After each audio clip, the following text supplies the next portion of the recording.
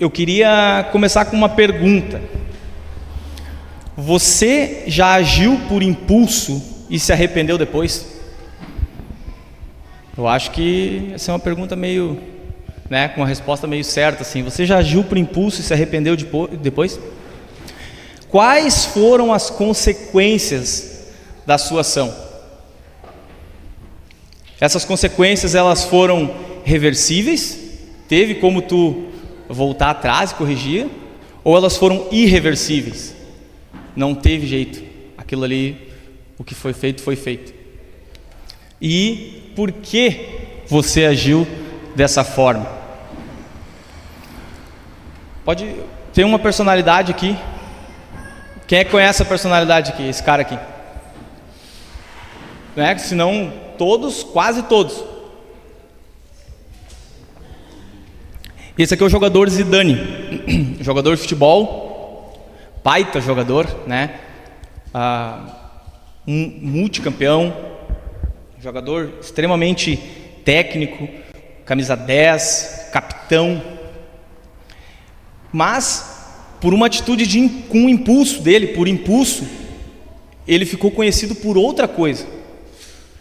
Na final da Copa do Mundo de 2006 contra a Itália, ele tinha feito um gol de pênalti.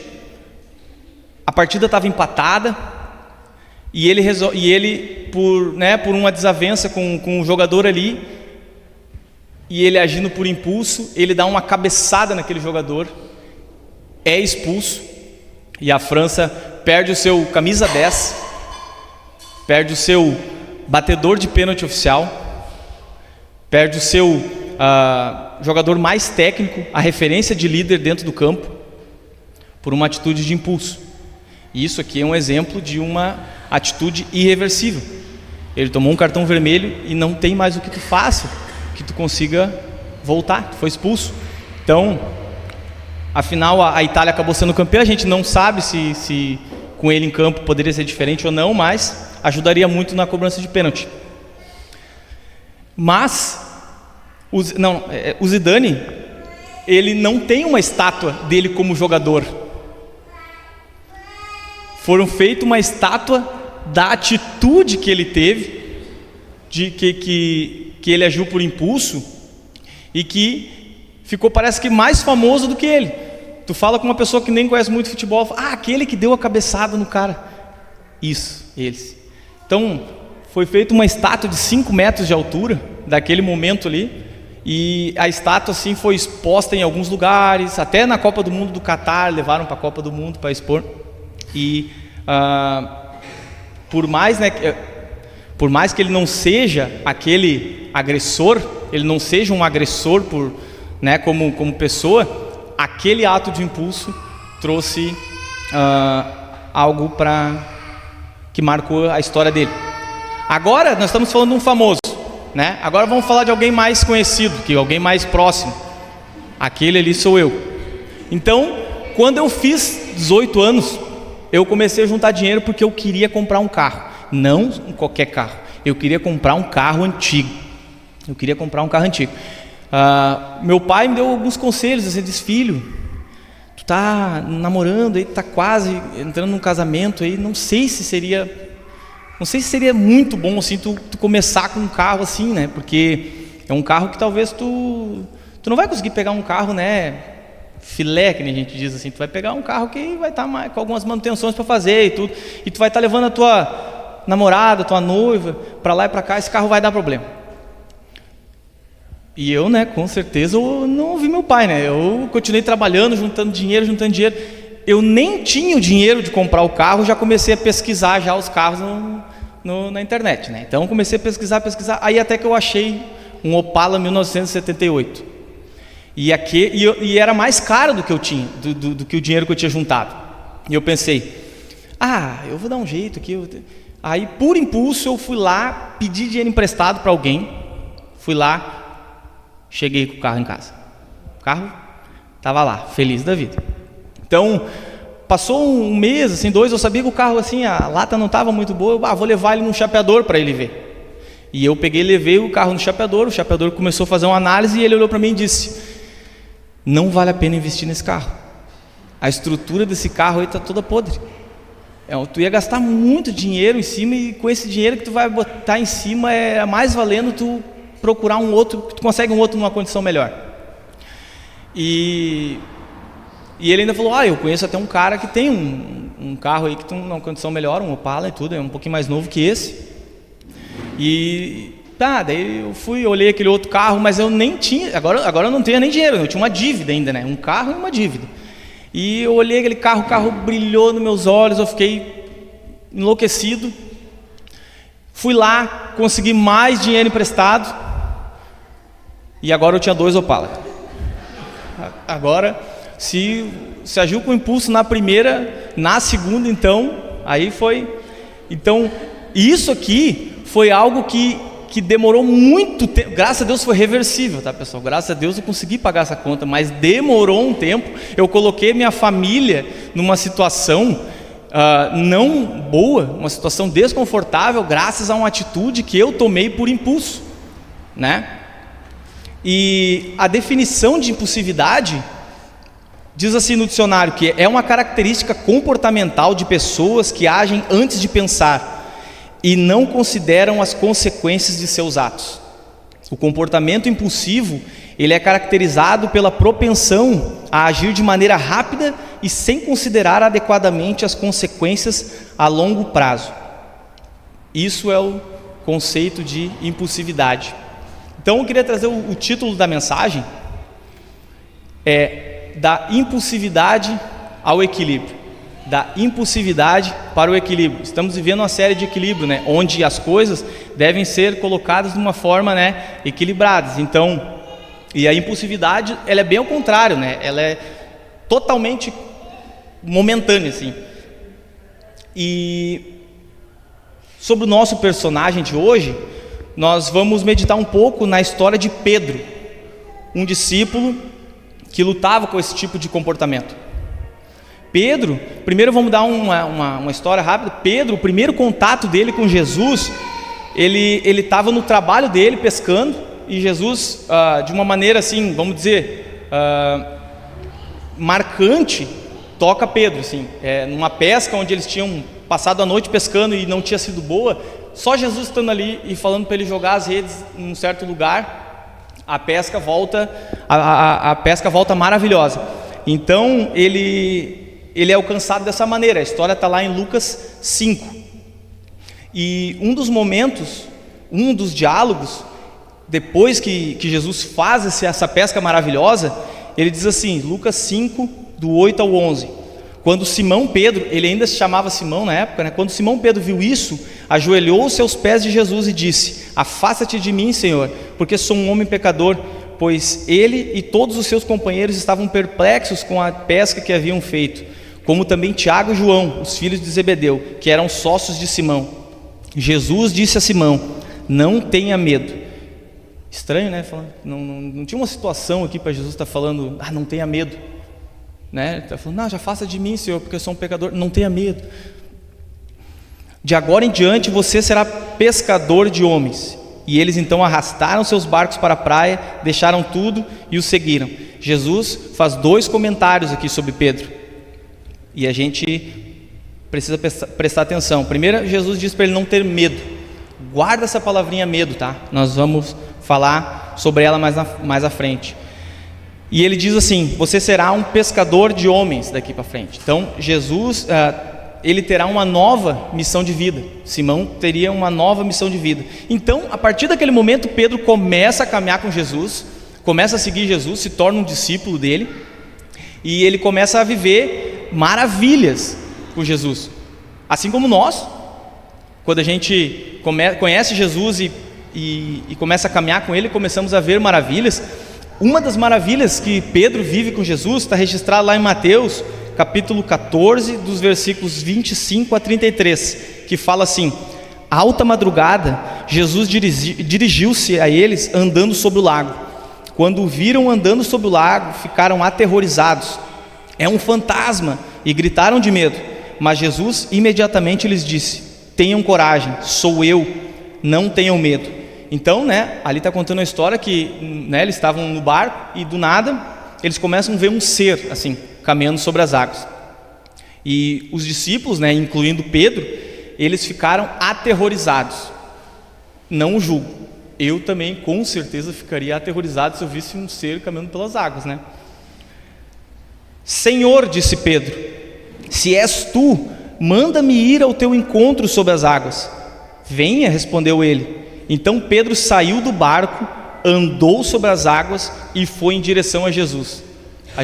Normalmente esse texto aqui a gente sempre foca na parte que Pedro afundou, né? Teve medo e afundou. Mas Pedro, quando fixa os olhos em Jesus, ele caminhou sobre as águas. Existem dois seres humanos aqui na terra, né? Dois seres humanos que caminharam sobre as águas, Jesus e Pedro. Então nós estamos falando desse discípulo aqui. Nós estamos falando de um cara que vivia com Jesus e também testemunhava coisas maravilhosas com Jesus, né? E o texto continua: mas quando reparou no vento, ficou com medo. Olha a palavrinha voltando aí. E começando a afundar, gritou: Senhor, salva-me. Imediatamente Jesus estendeu a mão, segurou e disse: homem de pequena fé, por que você duvidou? Quando subiram no barco, o vento cessou. Então os que estavam no barco o adoraram, dizendo: verdadeiramente tu és o Filho de Deus. O medo fez com que ele começasse a gritar e pedir por socorro. Então o medo se fazendo presente aí novamente na vida de Pedro, né? Mas Pedro, né, mesmo passando por isso tudo, ele era um discípulo que reconhecia quem era Jesus, reconhecia quem era aquele cara que ele estava seguindo ali.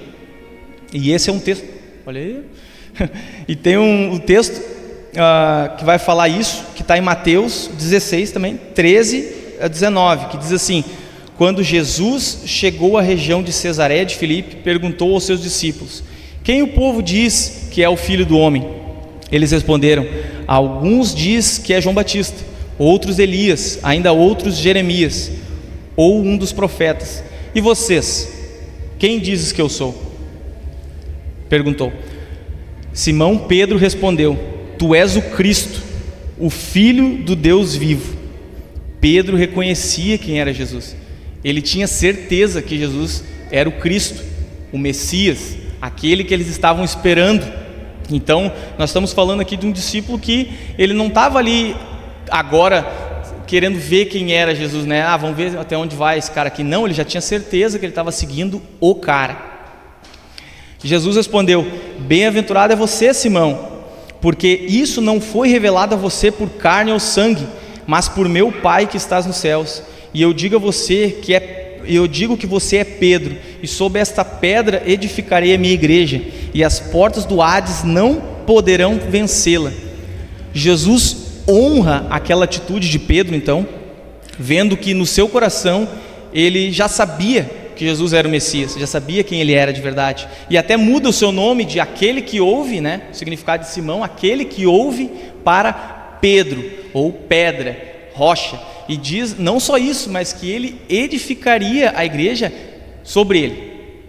Então o texto continua: e darei a você as chaves do reino dos céus. Tudo o que ligar na terra terá sido ligado nos céus, e o que você desligar na terra terá sido desligado nos céus. Olha as palavras de Jesus para esse discípulo. Pedro seria uma pessoa chave no plano de Jesus para a redenção da humanidade, lhe entregando grandes responsabilidades nas mãos dele. Então Pedro naquele momento ali ganhou uns pontos com Jesus, né? Jesus honrou ele na frente dos outros, ele trocou o nome dele, agora é um nome pedra, né? Rocha. Mas um versículo depois, ainda estão no mesmo momento ali, um versículo depois, a impulsividade do cara acaba levando para um outro lugar essa conversa aqui. Diz assim: a partir daquele momento, Jesus começou a explicar aos seus discípulos que ele tinha que ir a Jerusalém e sofrer muitas coisas nas mãos dos anciãos, dos chefes dos sacerdotes e dos mestres da lei, bem como ser morto e ressuscitar no terceiro dia. Então Pedro, chamando-o à parte, começou a repreendê-lo, dizendo: nunca, Senhor, isso nunca acontecerá contigo. Cara, um versículo depois de Jesus ter honrado ele, de ter, né, falado que bem-aventurado é você, a impulsividade dele faz com que ele haja sem pensar, e ele começa a repreender o próprio Jesus. Então agora eu penso assim: Jesus, vem aqui. Cara, pode ficar tranquilo, cara, isso não vai acontecer contigo. Jesus virou-se e disse a Pedro: para trás de mim, Satanás, você é uma pedra de tropeço para mim, pois não pensa nas coisas de Deus, mas nas coisas dos homens. Jesus repreende, o mesmo Jesus que tinha agora há pouco honrado ele, Jesus agora repreende por essa atitude, pois estaria interferindo no plano de salvação do mundo. E aqui é até engraçado, né? Eu estava pensando, claro que a tradução não é essa, mas eu estava pensando assim: cara, o teu nome vai ser pedra, mas não é para ser pedra de tropeço, né? É para ser pedra, né, de base, né? A repreensão de alguém, isso me fez pensar uma verdade aqui. A repreensão de alguém sábio traz crescimento e nos ajuda a voltar à sanidade. Sabe aqueles momentos onde tu pisou fora assim do cerco, tu tá fora, e a repreensão de alguém sábio, ela traz crescimento, né? Nunca é confortável ser repreendido, mas aquilo nos ajuda a voltar à sanidade, nos voltar a quem nós devemos ser, né? Então, assim como Pedro, a gente começa a caminhar com Jesus, a gente conhece Jesus, começa a experimentar a sua presença, a gente começa a se apaixonar cada vez mais por Ele, e testemunhar o amor, o poder dEle. Mas da mesma forma que Pedro, que caminhava com Jesus, algumas vezes deixava a sua personalidade impulsiva saísse do controle e agia e falava sem pensar, nós também caímos nas mesmas falhas. Você já falou algo sem pensar que precisou ser repreendido? Uma pergunta de checagem aí. Como você lidou com essa repreensão? Como foi a tua reação com isso? Você gostou? Obrigado, estou muito feliz que eu fui repreendido. Ou não reagiu bem? O Pedrão parece que ele tinha um pouco de dificuldade para lidar com algumas repreensões. Não, pode deixar. Tinha alguma dificuldade. O texto diz assim, Mateus 26, que fala: então Jesus lhe disse, ainda esta noite, aqui eu vou dar o contexto, tá? É que eles já estão no momento de ceia. Então Jesus está naquele momento sentado com os discípulos na ceia, e prestes a algumas coisas acontecer ali. Esse é o momento aqui. Diz assim: Jesus lhe disse, ainda essa noite todos vocês me abandonarão, pois está escrito, ferirei o pastor e as ovelhas do seu rebanho serão dispersas. Mas depois de ressuscitar, irei adiante de vocês para a Galileia. Está falando isso. Quem é que abriu a boca para falar aqui? Pedro, né? Pedro respondeu: ainda que todos te abandonem, eu nunca te abandonarei. Então, mais uma vez, o nosso querido Pedro aqui falando sem pensar, né?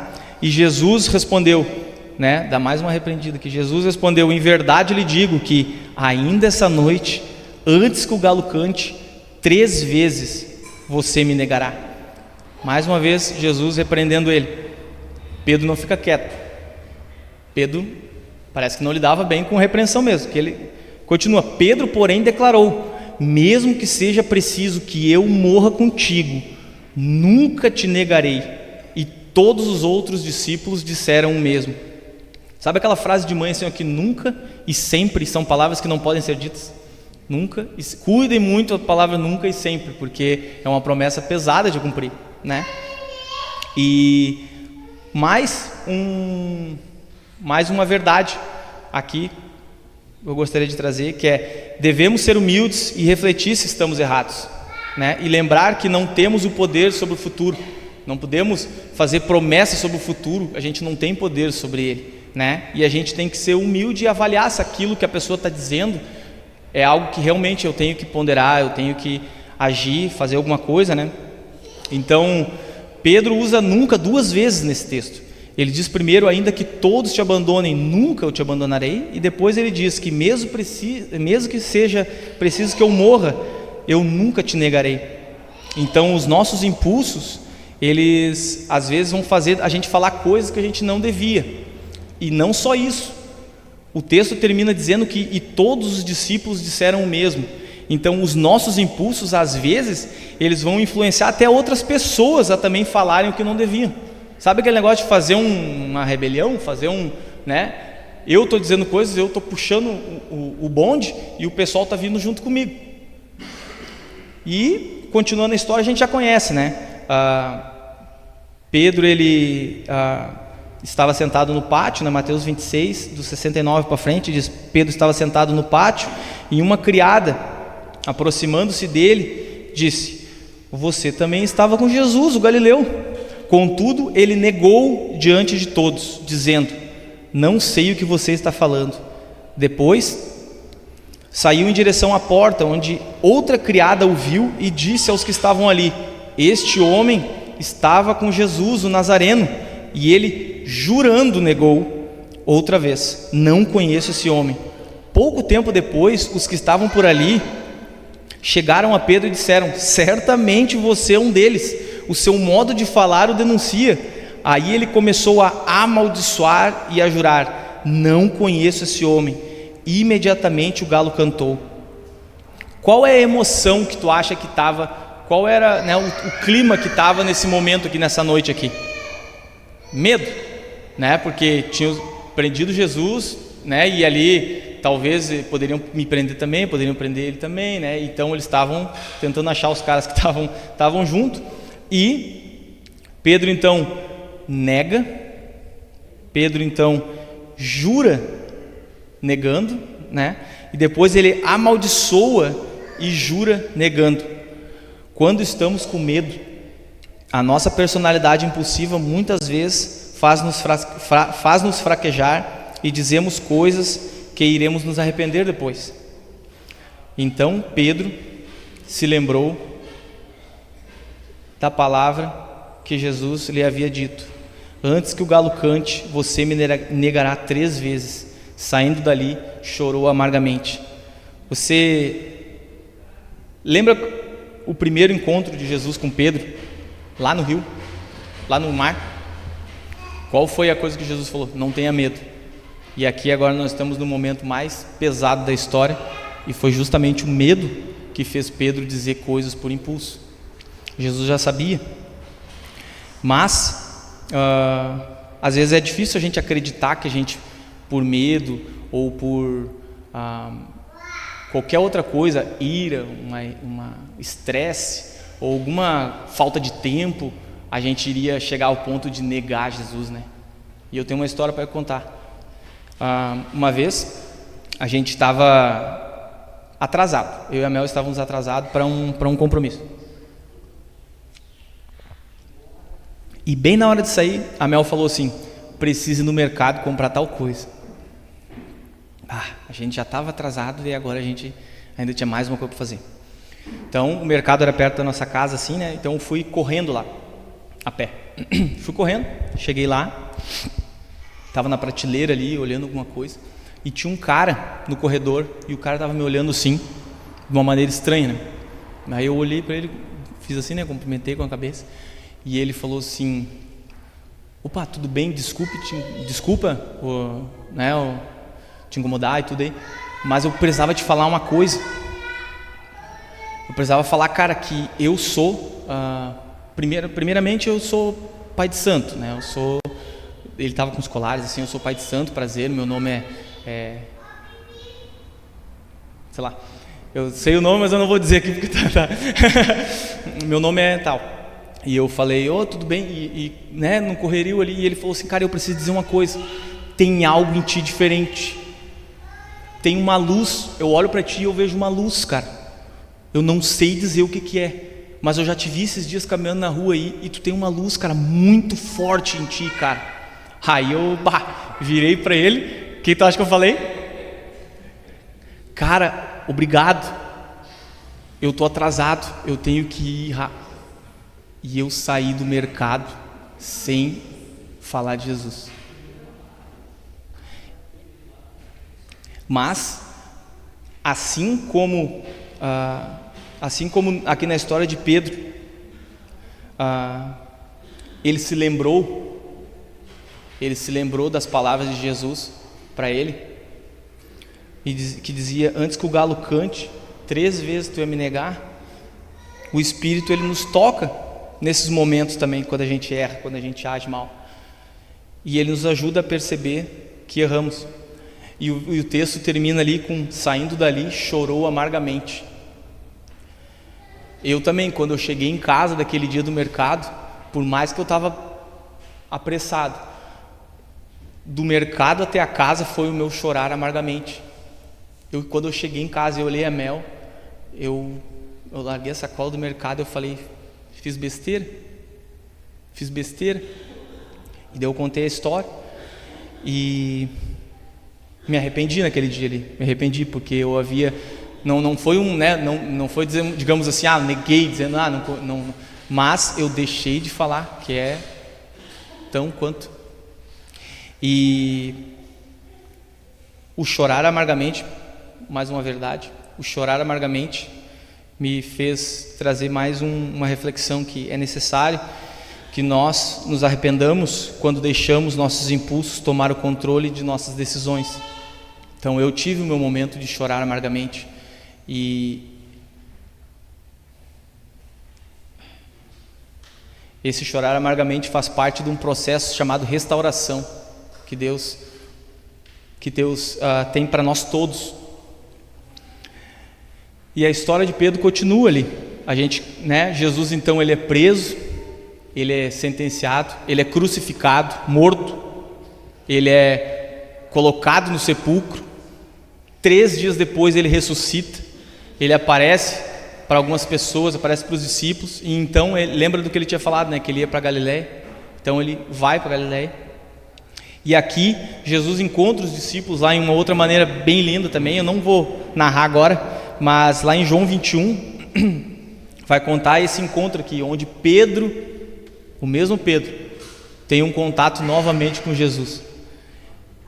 E diz assim: aí eles tiveram uma refeição ali, Depois de comerem, Jesus perguntou a Simão Pedro: Simão, filho de João, você me ama mais do que a esses? Ele lhe respondeu: sim, Senhor, tu sabes que te amo. Cuide dos meus cordeiros. Novamente Jesus disse: Simão, filho de João, você me ama? Ele lhe respondeu: sim, Senhor, tu sabes que te amo. Jesus disse: pastorei as minhas ovelhas. Pela 3ª vez ele lhe disse: Simão, filho de João, você me ama? Pedro ficou triste, porque Jesus lhe perguntou pela 3ª vez: você me ama? Ele disse: Senhor, tu sabes todas as coisas e sabes que te amo. Jesus disse: cuide das minhas ovelhas. Como seria a resposta do antigo Pedro, nessa situação aqui, de um Pedro antes da restauração, com Jesus fazendo a mesma pergunta 2, 3 vezes? A segunda, Pedro já ia dar de repente uma queimada ali já ia dar ali uma bola fora ali. E aqui a gente vê um Pedro com uma postura humilde, com uma postura totalmente diferente, dizendo: tu sabes que te amo, tu sabes que te amo, Senhor, tu sabes tudo, tu sabes que te amo. Jesus trouxe a restauração para Pedro e para nós também. Nós precisamos nos arrepender quando nós falhamos, seja nas nossas falas ou nos nossos atos. Aquele mesmo dia que eu cheguei em casa do mercado e eu cheguei no meu choro amargo, falei para a Mel, eu vou voltar no mercado. Nem lembrava mais do compromisso. Voltei no mercado e orando no caminho: Deus, não deixe esse cara sair do mercado. Aí aconteceu que eu cheguei no mercado, andei todos os corredores, o cara já não estava mais lá. Aí passei um período triste, ali. Mas eu falei: Deus, coloca esse cara no meu caminho de novo. Eu nunca tinha visto aquele cara. Coloca esse cara no meu caminho de novo. Aí sim, no outro dia, eu estava caminhando na rua e o cara estava passando. E eu lembrava o nome dele, eu chamei ele e falei: cara, primeiramente, eu quero dizer que eu tenho que pedir perdão para ti, porque eu devia ter falado uma coisa e eu não falei por causa da pressa. Então eu conversei contigo com pressa e não falei o que eu devia falar, não te dei atenção e tudo. E aquele dia, a luz que tu estava falando é Jesus. Aí eu falei para ele: a luz que tu viu em mim não sou eu não tenho capacidade nenhuma de gerar luz. É Jesus na minha vida que reflete essa luz que tu está vendo. Então eu falei para ele: cara, me arrependi muito de ter feito dessa forma, deveria ter sido feito de outra forma, mas hoje eu estou aqui, restaurado, e te falando qual que é a causa dessa luz. Então a última verdade que eu queria trazer é esperado uma mudança de postura nossa, onde, sendo mais humildes e pacientes, nos permitirá viver tudo o que Deus espera de nós. Então chegamos agora aqui e a pergunta: e daí?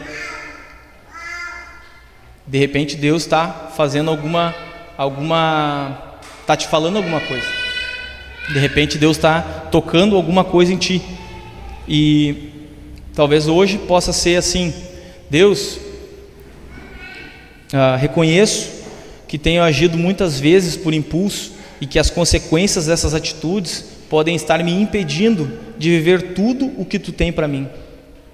Ou talvez consigo perceber alguns gatilhos. Deus, eu consigo perceber alguns gatilhos, como ira, como medo, no caso de Pedro, ansiedade, que tem me feito agir impulsivamente, prejudicando a mim e a minha família.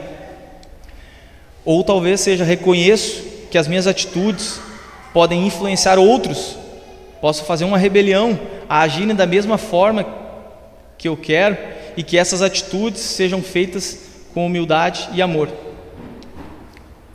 Tá, e agora? O que é o passo prático a partir de agora? Reconhecer é importante, mas o passo prático, de repente, tem que ser assim: Deus, eu quero ser uma pessoa que aprende com a repreensão de pessoas sábias que me amam. Deus, eu quero ser mais humilde e aceitar os conselhos e repreensões, pois o meu crescimento emocional e espiritual passa por isso. Talvez seja: Deus, eu quero me arrepender de atitudes que tenho tomado por impulso, mas que não combinam com a pessoa que o Senhor tem me formado. Reflita sobre isso.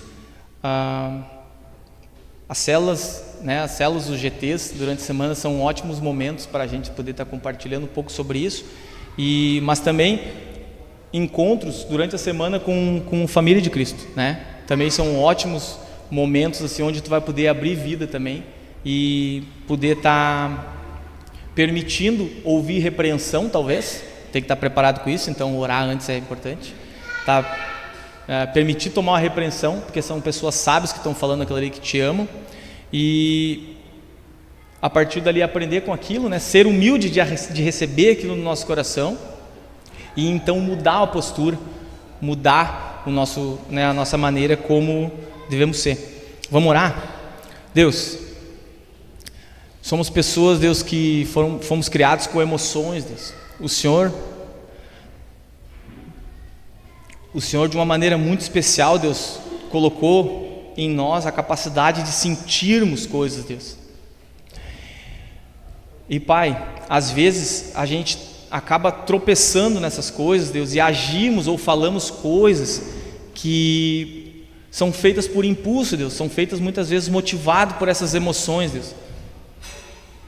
Mas Deus, a gente quer ser equilibrado nisso, Deus. A gente quer tomar boas escolhas, a gente quer tomar boas decisões.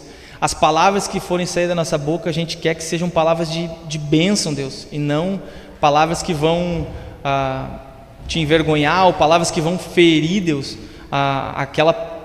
o plano que o Senhor tem para nós como seres humanos, Deus. Então, Pai, eu quero pedir que em nome de Jesus nós possamos, Deus, que nós possamos aprender a sermos humildes e receber a repreensão, Deus, de pessoas sábias que nos amam, que a gente possa controlar essa impulsividade, Deus, que a nossa postura possa ser outra, Deus, porque a gente foi restaurado, Deus, depois de um contato com Jesus. Pai, que a história de Pedro, Pai, foi um grande homem que Jesus mesmo falou, Deus, que a igreja ia ser edificada, Deus, sobre ele, Deus. Então eu vejo a história dele e percebo, Deus, que mesmo com pessoas falhas, Deus, com pessoas que agem às vezes por impulso, que falam coisas que vão se arrepender depois, o Senhor, Deus, pode fazer grandes coisas através de gente assim, Deus. E eu me incluo nisso, Pai, que nós possamos ter isso no nosso coração, Deus, que ao sermos restaurados em Ti, nós podemos fazer grandes coisas em Teu nome, Pai. Então nos capacita, nos perdoa, Deus, nos abençoe para que a gente possa, Deus, se tornar aquele servo, aquele discípulo, Deus, que o Senhor tem para nós. É o que eu oro, em nome de Jesus, amém.